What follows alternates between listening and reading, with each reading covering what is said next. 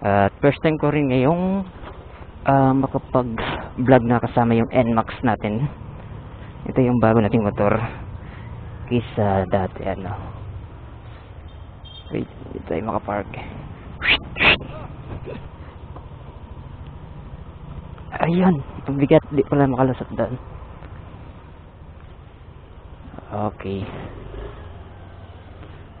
Ayun, gusto ko lang i-share sa inyo yung binili kong blind spot side mirror. Ayan.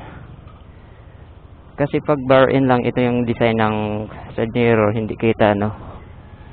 So nilagyan natin ng blind spot, mirror natin ng ganito, adjustable naman. So kita sa likod, di ba?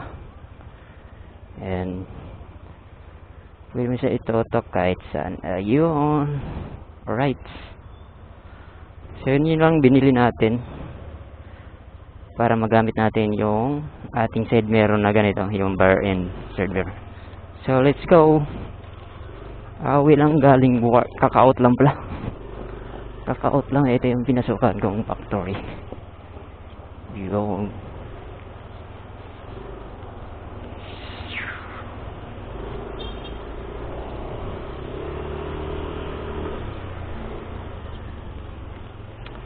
tapos mag-out kami sa kabila.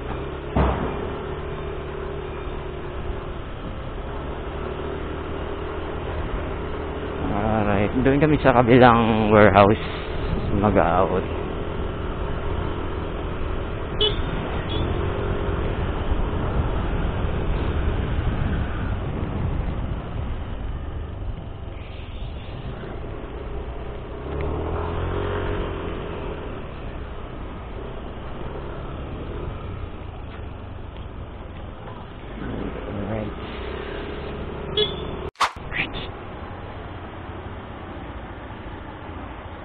Ayun, mag-out muna tayo.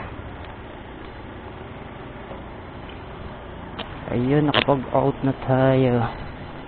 Let's go. Lah. Ito yung arang yan. Kasi di ba maganda yung kita ng likuran na. Alright. Pag mayroong blind spot. Kasi dati pag walang ganito, hindi siya makita ang likod, no?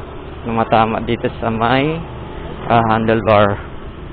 Ngayon na nilagyan natin ng blind spot. Yan, kitang-kita na yung likod. Tapos pwede pang i-adjust, pwedeng tutok. Iyo, walang ganda.